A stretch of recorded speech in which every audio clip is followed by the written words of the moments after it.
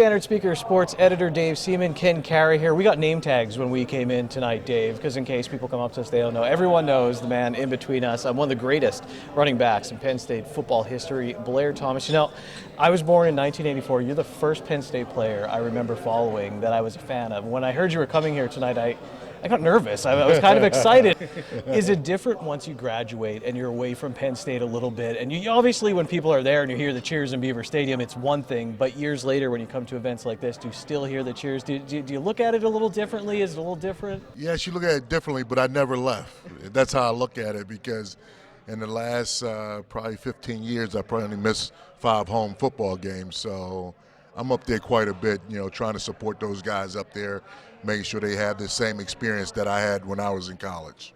What was that experience like for you? I mean, you've been a lot of highs, the lows with the knee injury, and you're right before, at the end of your junior year, that would have been? No, those were all highs. Everything was highs, because those was just the stepping stones that I had to go over to get to where I wanted to go. So I look at it as those was positive things in my life. I just had to overcome those obstacles.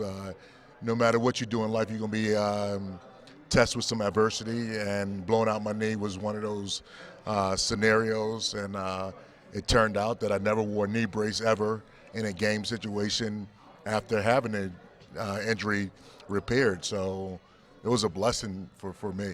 Hey, you talk about your career starting as a freshman. 1985, you go to the Orange Bowl, an undefeated season as a freshman. You thought, wow, this is easy. Then your sophomore year, you follow that up with a national championship. Yes. It looks like it's going to be always. What's your biggest reflection of the national championship year?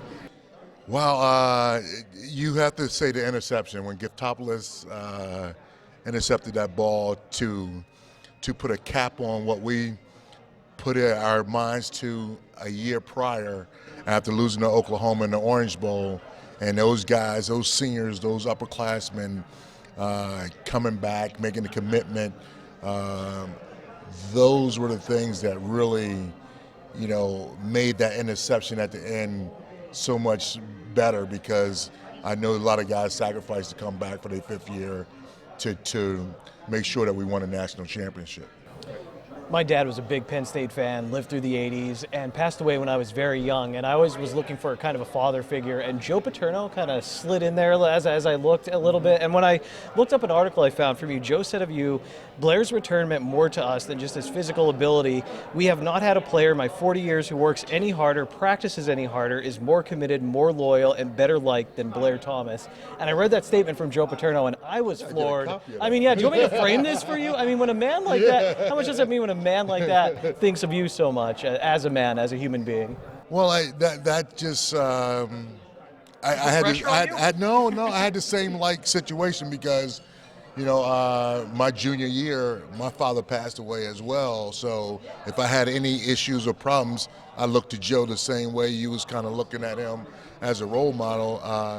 I just didn't want to let the Penn State family down by not going out there and doing everything I had to do in practice so that the games were easy, like Joe kind of explained it to us. And it was. The games were easy. For as good of a player as you were, does it mean a lot to you that, even in my research, a lot I heard was what a good person you are, and how, even from your high school coach, and what a good man you are. And do you think that's a lesson for the players now to kind of, and Penn State football players, it seems like that. There's a certain personality. They want good people. Yes. That's one of the reasons why I thought it was a natural transition for me going from high school to college, because my high school coach was so similar to Joe Paterno. It's crazy how similar they were, so it was a natural fit. And to have those guys say those great things is just what I want to do on the field, to make sure that I did well performing, not just in practice. The game has changed obviously a lot since you played too.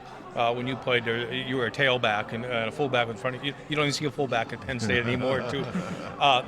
Do you embrace the new changes in the game now, or is it something that you just have to roll with the punches? And how's that work? Well, everything. If you do something long enough, there's going to have to be some type of change. And this offense is what a lot of colleges across the country is doing. So in order to compete and keep people off balance, this is the type of offense that you can do that with. I think the game is going to come back around to where you have your fullback, tailback type, but I don't know if it'll be in our lifetime. But I think, when you're playing against a team like Penn State, you got to get smaller linebackers that can run, cover slot receivers.